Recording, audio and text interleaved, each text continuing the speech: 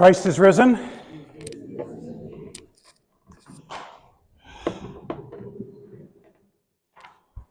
Before we jump into Sodom and Gomorrah, anything on the previous chapters that we had discussed?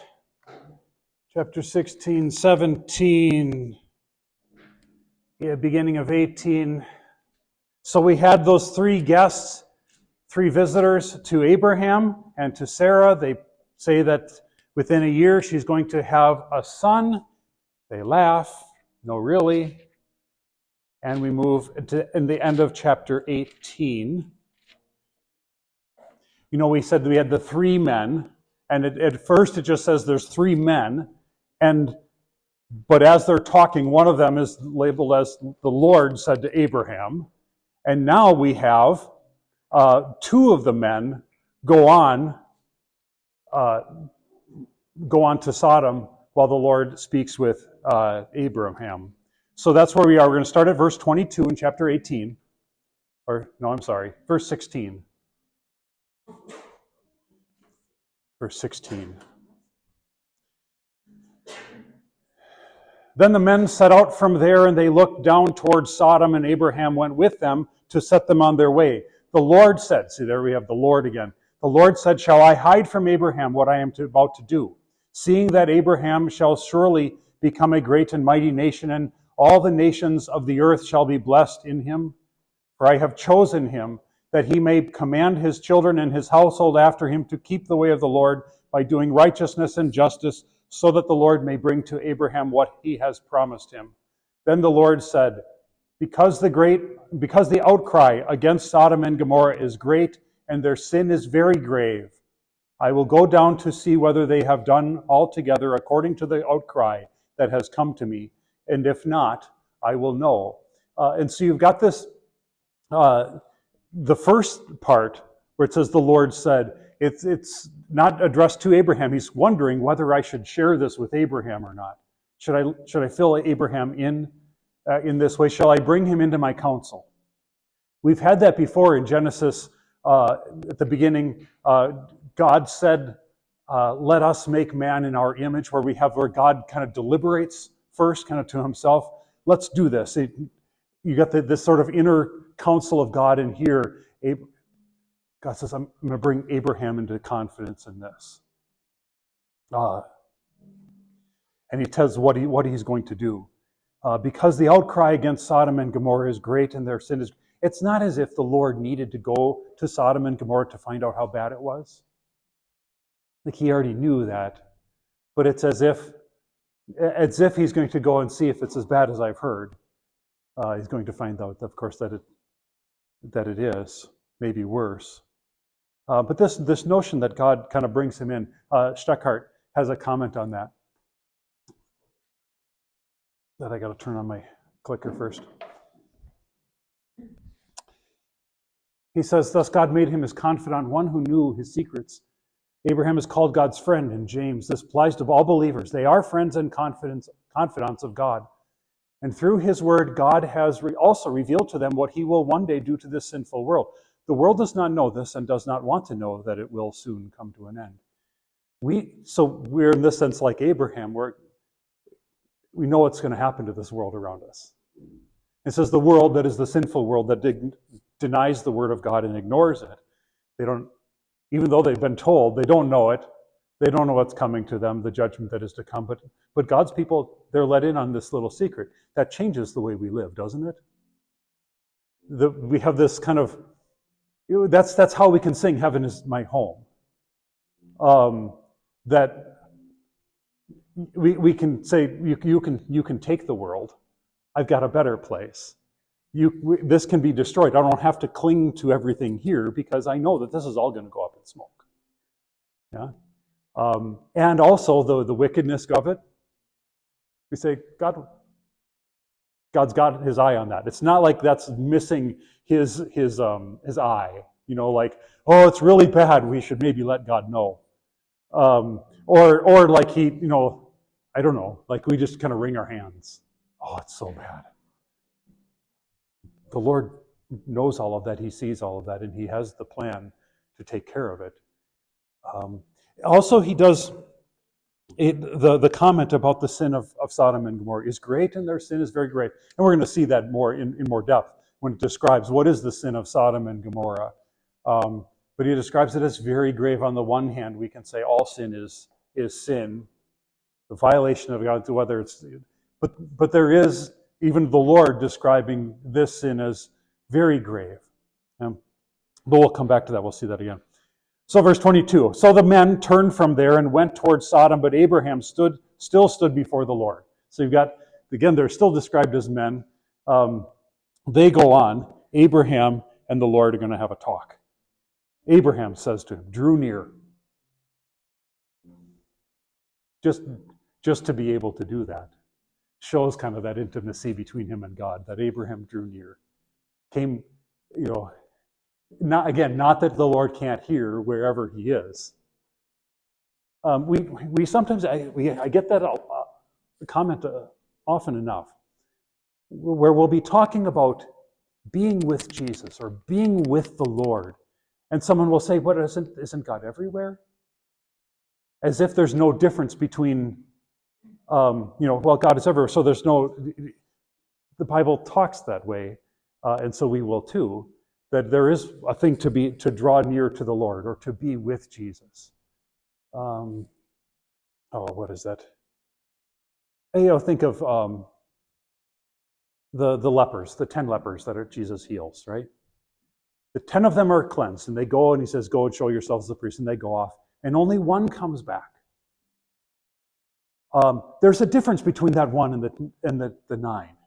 One came back to be with Jesus, which means that he came back and he was able to hear, "Take heart, son, your sins are forgiven," or "Go, your faith has made you well," he says to him. He got to hear that, the others didn't. So what's the difference between those who are near to Jesus and those who are far from Jesus? Even though, yes, the Lord is present everywhere, but he's not everywhere in the same way. He's not everywhere to save. How does he save? Through his word. Right? And so that's how Jesus can say, Matthew 18, wherever 2 or 3 are gathered in my name, that is according to my word, there I am with you. See, if we just heard Jesus say, well, he says, wherever 2 or 3 are gathered in my name, there I am with them. And we say, well, you're everywhere. Then what does it mean for Jesus to say he's with you? There he's talking about his saving presence, his gracious saving presence according to his promise, according to his word. So to be gathered with his word is different than to be apart from his word. And of course, ultimately, to be totally apart from God and his word, that's a very different place. Yeah, that's hell. And so while God is everywhere, he is not in hell. His presence has been cut off from that. And so, sidetrack a little bit. Where were we? Drew near to the Lord. He drew near and said, "Will you indeed sweep away the righteous with the wicked?" The question I have is,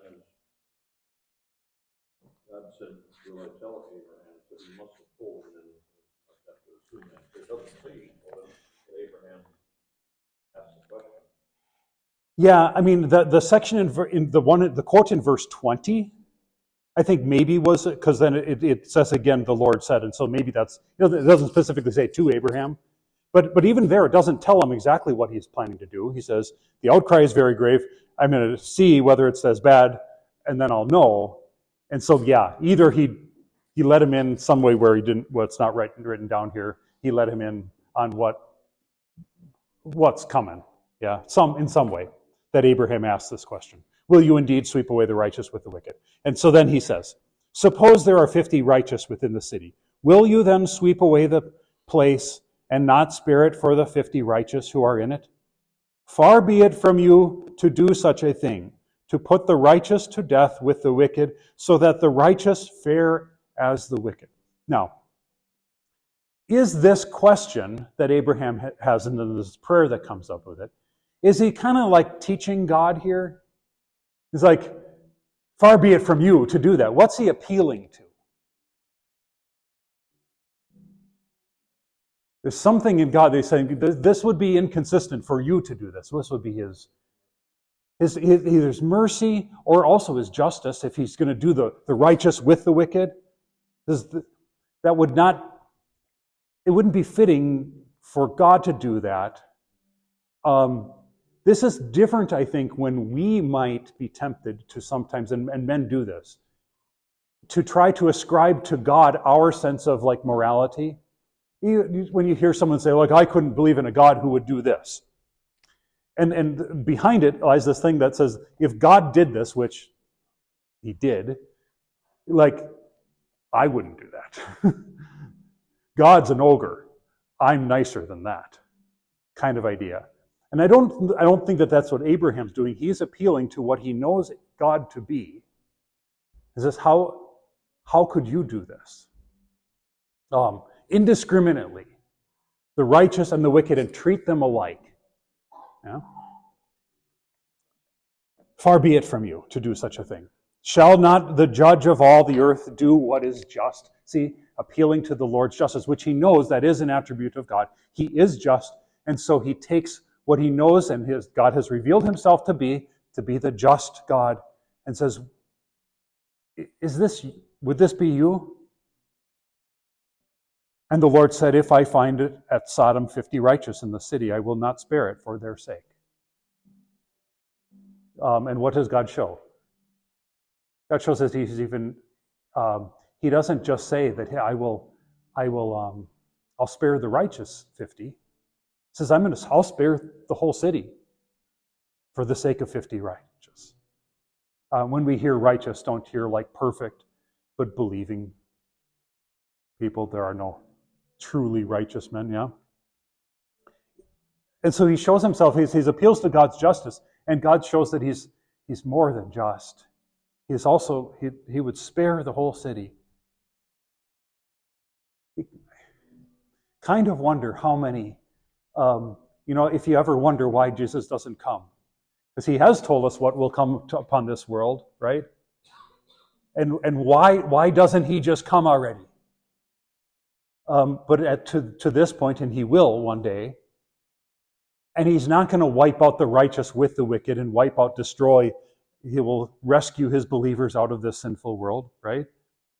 But to this point, he has yet not done this. And perhaps you say it because for the sake of 50 righteous, maybe even. How many? Does he not yet destroy giving? Well, and of course, what is he doing? He's patient with you. He's patient, waiting for others to come to faith. For the sake of 50, he says, I will not destroy it. Abraham answered and said, behold, I have undertaken to speak to the Lord. This is not a small thing for him to speak to the Lord. He recognizes this as a bold thing. I who am but dust and ashes. Suppose 5 of the 50 righteous are lacking. Will you destroy the whole city for lack of 5? And he said, I will not destroy it if I find 45 there. Again he spoke to him and said, suppose 40 are found there. And he answered, for the sake of 40, I will not do it. Then he said, let not the Lord be angry, and I will speak. Suppose 30 are found. You see that? Why does he say that? Don't be angry for me to do this again. He's asking more. But he's got this, we're not on equal ground here, coming before the Lord. I don't take that for granted that I can speak to the Lord. I don't take that lightly. And yet, he keeps on asking. What's behind him keeping on asking? He said, I will not do it if I find 30 there. He said, behold, I have undertaken to speak to the Lord. Please, suppose 20 are found there. He answered, for the sake of 20, I will not destroy it. Then he said, let not the Lord be angry, and I will speak again, but this once. Suppose 10 are found there. He answered, for the sake of 10, I will not destroy it. The whole city. He'll spare the whole city for the sake of 10.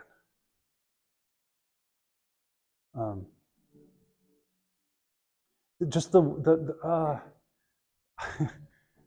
benefit that the small number of God's people, the small number of believers, we think, we wish the church was bigger, we wish more people to save. But just that small amount, the Lord treasures those.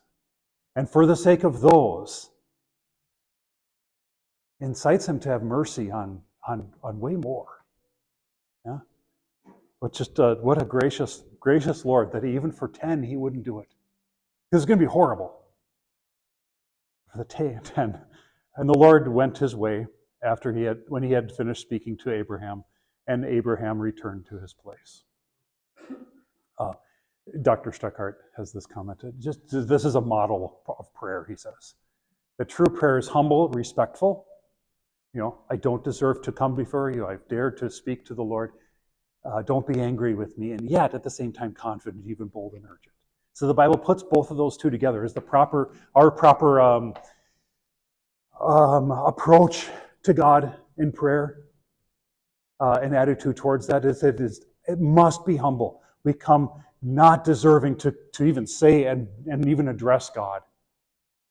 And yet we come as bold as children, saying, what about this? And what about this? How about, and being able to do that. Of course, for Christians, what do we understand to be the basis for that? Why can we be so bold? Because of Jesus. Because he's given us our place before the Father, so that as dear children ask their dear Father, we can bold and confidently, yeah? What do you think the word urgent? If God shows his patience, he could have really been annoying. Yeah. Yeah. Well, and you have that too. Like, I think of in the Psalms. How long, O Lord? How long? The psalmist asks. Like, will you be angry with us forever? Asking God to hurry up, hasten to save me, O God. O Lord, come quickly to help me. Asking God to please now that this in this confidence, even though we're also, we might say that true prayer is also patient. On the other side of it, waiting God's timing.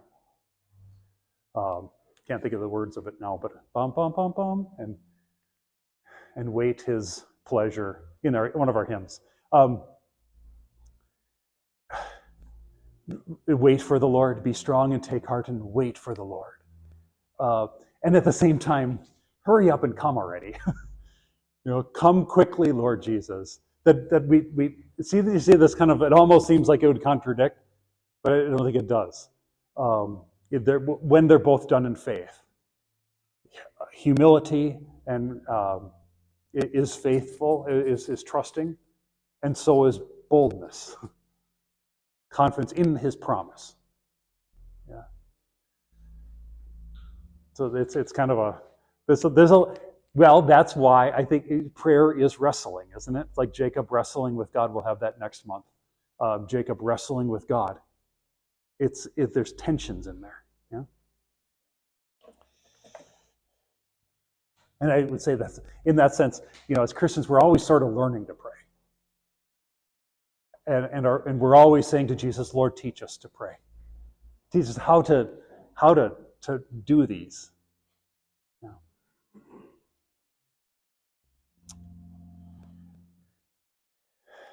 Then, chapter 19, the two angels came to Sodom. See here now it refers to, before it always was talking about these two as men. Now it calls them angels. So now we gives us a clue of what they were, probably because they were appearing as men. So in chapter 18, they're described as men. But they are, in fact, angels. Came to Sodom in the evening, and Lot was sitting in the gate of Sodom. When Lot saw them, he rose to meet them and bowed himself with his face to the earth and said, My lords, please turn aside to your servant's house and spend the night and wash your feet. Then you may rise up early and go on your way. They said, No, we will spend the night in the town square. But he pressed them strongly, so they turned aside to him and entered his house. There's this sense of hospitality, that to welcome these men in. And he also knew some of the danger that was with them if they didn't come in. And he made them a feast and baked unleavened bread and they ate. But before they lay down, the men of the city laid down there, probably you'd think that like to go to sleep, but it might have been like recline. I'm not sure what the Hebrew, I didn't look it up. Like recline at the table, like before we're not even going to eat yet, before we sit down to eat. They need to have some business to take care of. The men of the city, and this, the problem comes to them. The men of the city, the men of Sodom, both young and old, all the people to the last man, surrounded the house. And they called to Lot, "Where are the men who came to you tonight? Bring them out to us that we may know them." And there, of course, that's the Hebrew idiom to know, like Adam knew his wife Eve and she conceived. So we can wrap our head around what that means. That we may know them. And these are the men of the city wanting the men who came to them. Lot went out to the men at the entrance, shut the door after him, and said, "I beg you, my brothers, do not act so wickedly. Behold, I have 2 daughters who have not known any man. Let me bring them out to you, and do to them as you please. Only do nothing to these men, for they have come under the shelter of my roof." But they said, "Stand back." And they said, "This fellow came to sojourn, and he has become the judge. Now we will deal worse with you than with them." And they pressed hard against the man Lot, and drew near to break the door down. But the men reached out their hands and brought Lot into the house with them and shut the door. And they struck with blindness the men who were at the entrance of the house, both small and great, so that they wore themselves out groping for the door. There's a lot of stuff in here. Bring out these men. And why, he says, don't act so wickedly. So, the sin of Sodom, that is pretty obvious. People, like modern liberal scholars, will want to make the case that the sin of Sodom was really inhospitality or something like that, and that they weren't really asking basically to come out and rape these men and just nasty, but it is what it is. What do we say about Lot offering his daughters? Seems horrible. I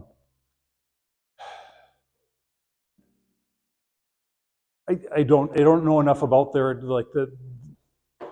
either what was behind the scenes and why how could Lot have even suggested that? I don't have an answer to that, unless what he's trying to say is, look, if I give you my daughters, well, there's a process for that, and you have to ask them out first, and maybe there's structure for that instead of just he's not throwing them to the wolves. I don't know.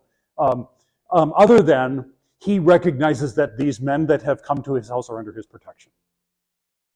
I can't justify him offering his daughters to them, but he understands that these men he's to protect, and he attempts, although it comes to find out that the men are there to protect him.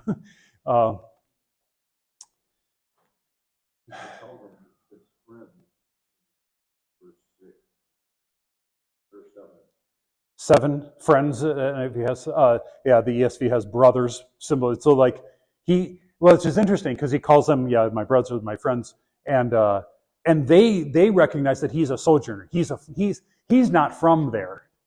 Remember, because he had moved towards Sodom when he separated from Abraham.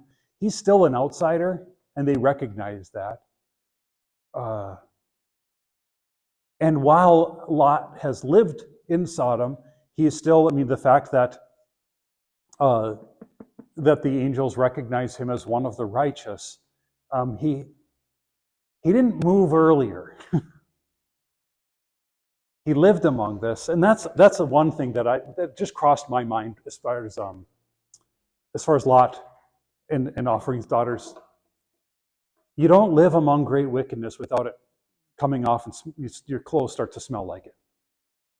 Meaning and I wonder if that plays into his thing with his daughters. I don't know. The fact that he didn't leave sooner.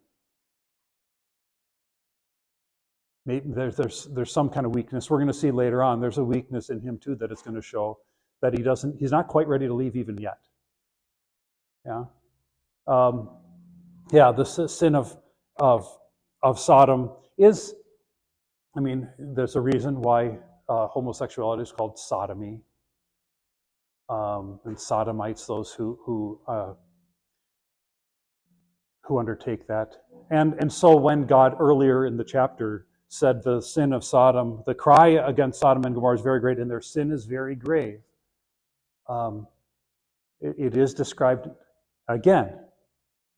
Sin is sin, but some comes before God.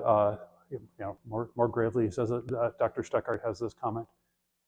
We see from this that there are sins that cry out to heaven before others, like louder than others, and provoke God's vengeance. I don't even know how to say that. Sodomitic.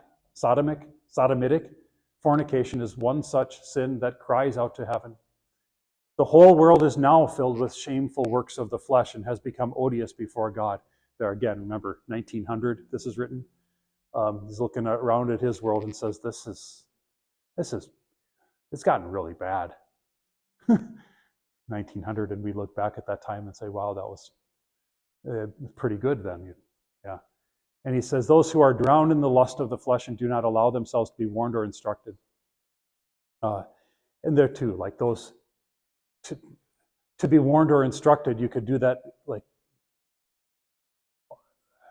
and so wrapped up in sin that it's part of them, and no amount of warning seems to do any good. Thus, God's anger will soon flare up.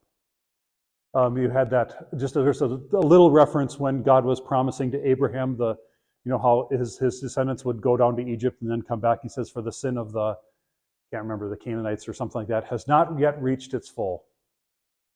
And it will, and then when it does, then God's vengeance comes. The Lord knows when that won't be turned back from. Yeah. But here's the thing. So, and I think as Christians who still believe what the Bible says, we'll say, yeah, that's true. There are sins that, again, not while in a sense, sin is sin, right? And all sin, grave sins, it's called. God calls it that. And God acts against it, right? And we look at this whole story and say, this is a warning, right? It's a warning against grave sin. Right after this, Shekhar goes on, but there is a sin even worse than the sin of Sodom. Christ says that the land of Sodom will fare more bearably at the last judgment than those cities that had seen his mighty deeds and had not yet amended. There is no greater guilt than when someone despises Christ, his word, and his grace. Worse than Sodom. So that should just hit us, like, especially if I think we recognize. I mean, we lament like churches that have strayed away from the word of God, and they've, and then it's interesting. You can watch this, right? They strayed away from the word of God, but it was when, among Lutherans, the church bodies that have strayed away from God little by little over time. But it was when they started, when they allowed homosexuality, or then homosexuality among the clergy, then people started leaving. And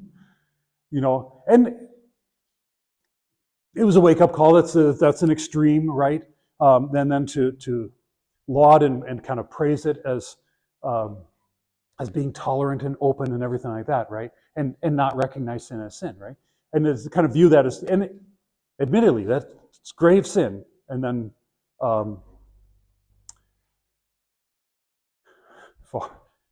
Jesus is far worse. Far worse. It says the Sodomites, they'll stand up and judge you who reject my word. The one despises Christ, his word, and his grace. Which is worse, a sin against the sixth commandment or a sin against the third commandment? The third commandment's in the first table of the law. Yeah. That we would despise preaching in his word. That's not to diminish the sixth commandment, right? That hurts us. That damns too. But far no greater guilt than when someone despises Christ. It's really, I've seen this before, but so I read this. I'm reading in another commentary. I was going to grab the copy of this one in the library here. Paul Kretzmann's Bible history commentary. It's from the later from the 20s, like from 1927. And on this, I just kind of was looking. This is what his section writes on this. And let us not forget that there is a sin which is even worse than that of the Sodomites, namely that of rejecting Christ, his word, and his grace.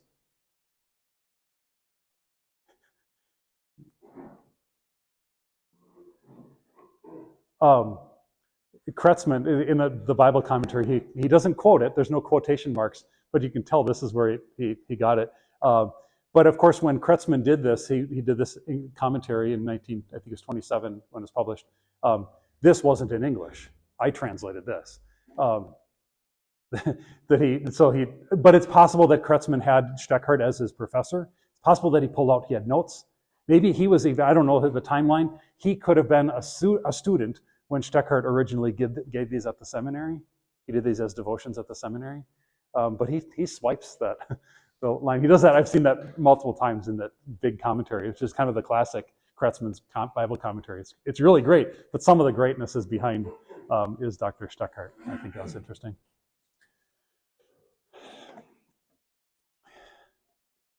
All right.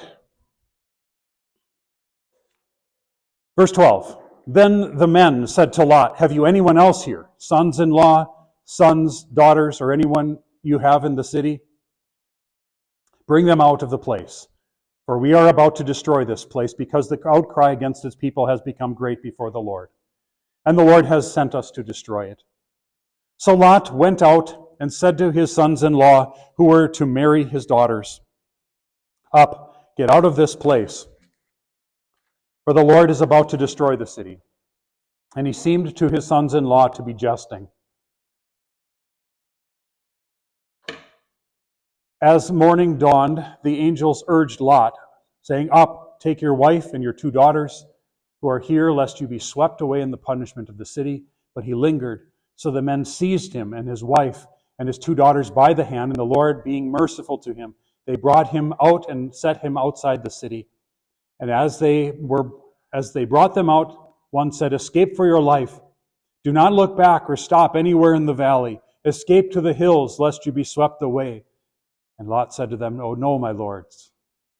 Behold, your servant has found favor in your sight, and you have shown me great kindness in saving my life. But I cannot escape to the hills, lest the disaster overtake me and I die. Behold, this city is near enough to flee to, and it is a little one. Let me escape there. Is it not a little one? And my life will be saved. He said to him, behold, I grant you this favor also, that I will not overthrow the city of which you have spoken. Escape there quickly, for I can do nothing till you arrived there. Therefore the name of the city was called Zoar. So nearby city, it's a small town. He's like, that's going to be all right. He's kind of hesitant to get too far away.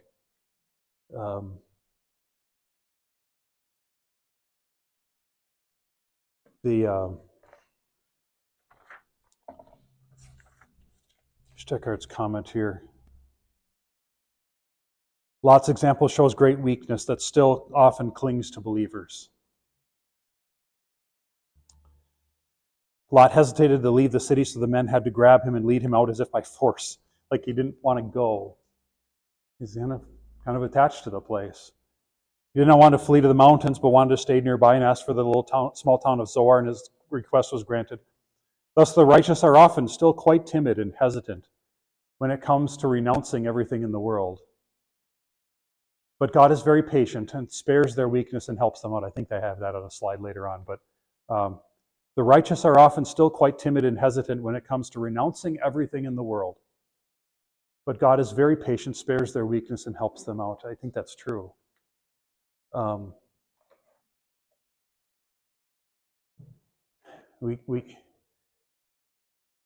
We don't have angels coming and saying, you need to leave. You need to leave now.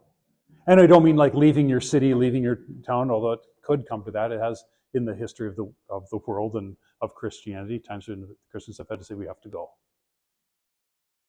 But there may also be more of a different kind of separation, a different kind of leaving, that we may, for our good, to separate us from this the wickedness around us, lest it would make its way into us and our families.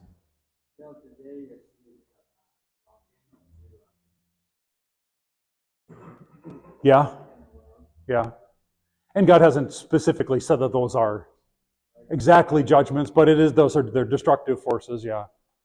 But much closer to home, just what things do you need to keep, Lot's got daughters. What do you need to protect your daughters from? At what point is it something that we have to say, no, can't go there, can't watch that, can't, without like making laws that God hasn't made and like somehow think that we can escape all of it, but at some point you need to leave Sodom. And what point is that? Again, it would be nice if we had angels that would come down and say, time to go. Many Christians have had children who have been influenced by things that they put into their hands or places they sent them to. And if they had been able to go back, they would have said, I wouldn't have sent them there. I wouldn't have given them the phone. I wouldn't have put that danger around them. And I don't know the answer. Don't have an angel coming and saying, time to go, lock it down.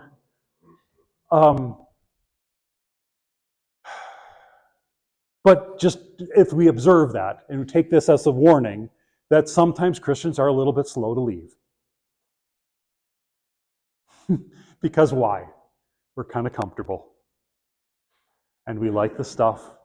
We like the things that it provides for us and the things that we think we need to have. And I don't have the answer. I wish I did. But should we just agree that we should hear that warning in general? We should hear the warning that there are dangers to us and to our families by the world that we live in. And we can't leave the whole world, so where are we going to, and that's a problem that we face. It's not like, our German Lutheran fathers said, let's leave this continent, let's move to another place. And they thought that might be better, and it was, maybe, in some ways. Did they escape it? I don't know. With the technology today that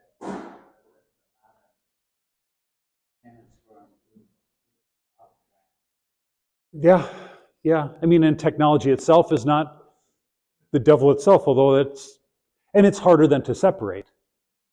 When it's all around you, you can go off and you could move anywhere and still have access to the whole internet in your pocket. At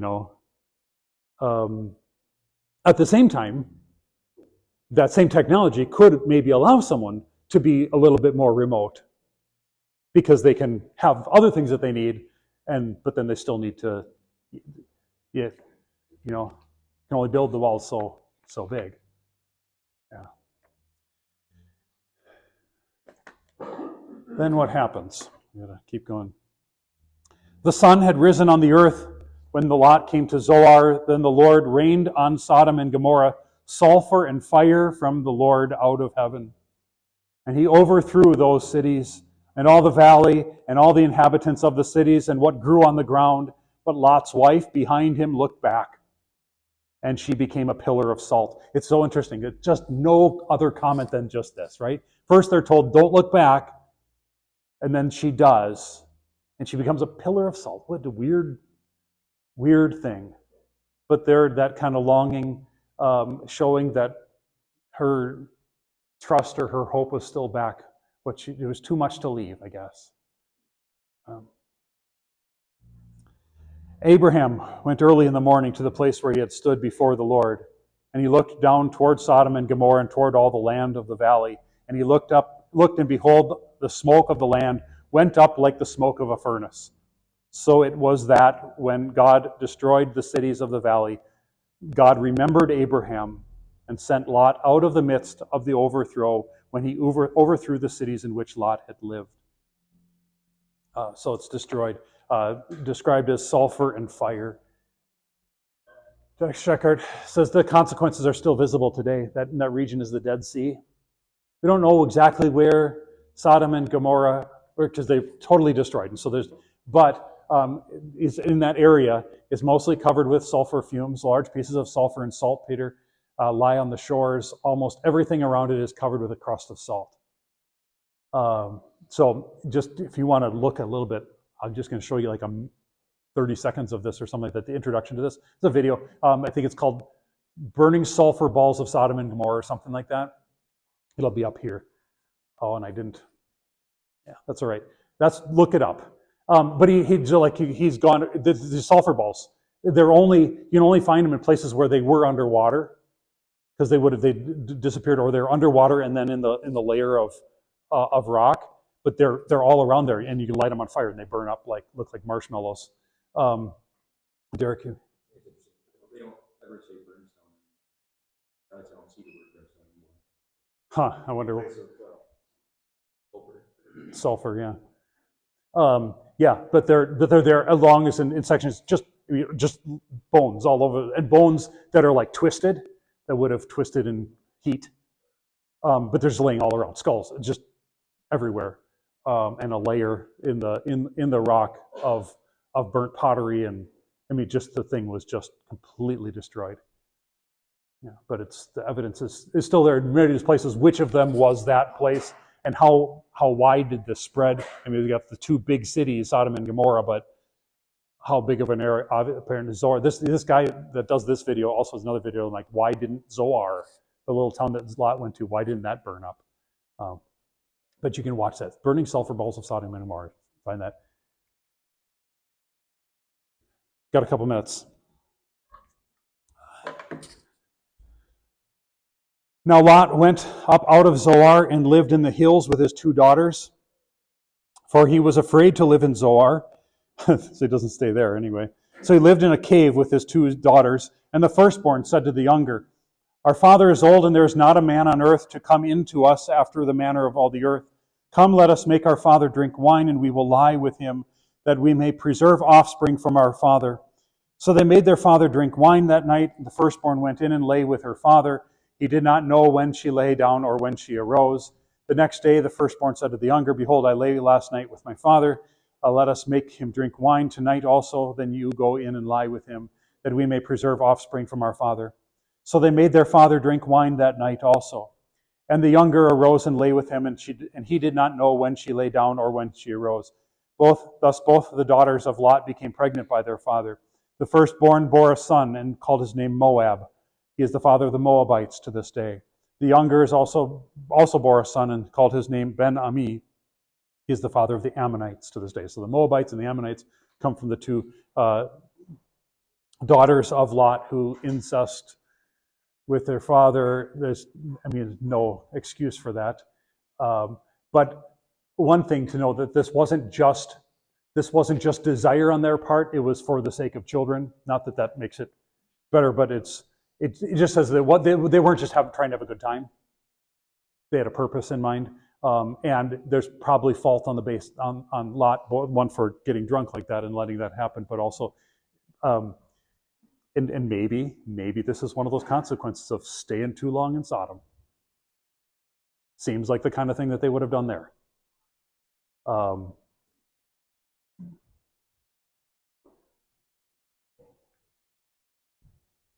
This is what I had said before about being hesitant, and that's all that I've got.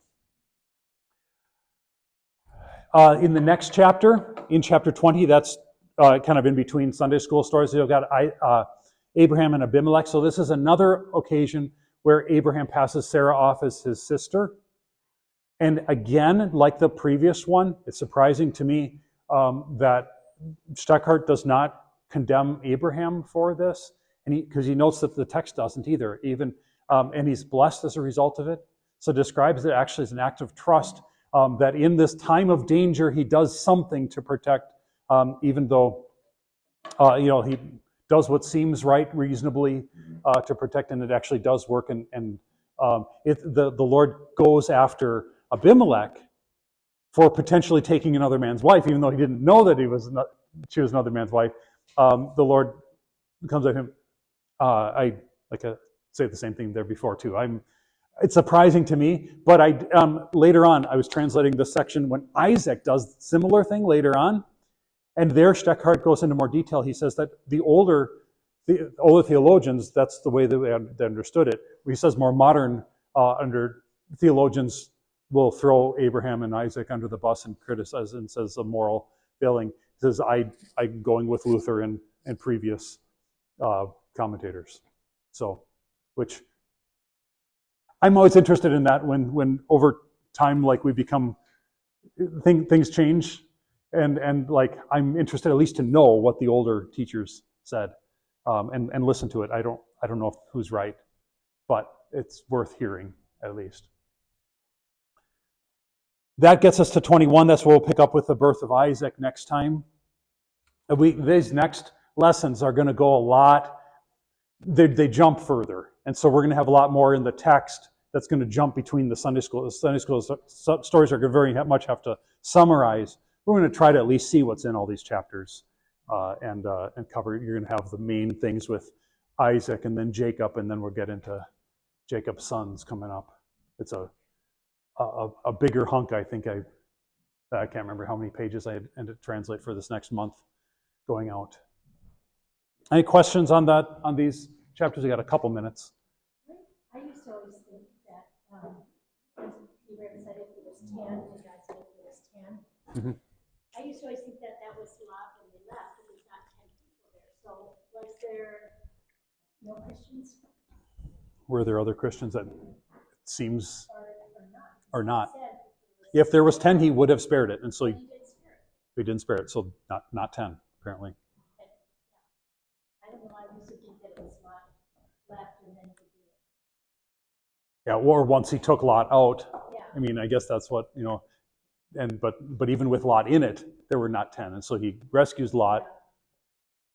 And that shows too, when we said God is patient even now, God's patience with the world in part because of his people, for the sake of the righteous. Not yet, but before he does destroy the world, he's promised he won't do it by water, remember the rainbow? But he will destroy the world again. But before he does that, he'll come with his angels, and I hope that we won't be hesitant to leave then either. That we'll say, for all the world I would not stay. My walk is heavenward all the way. Like I take it, ready to go. I'll get on that bus.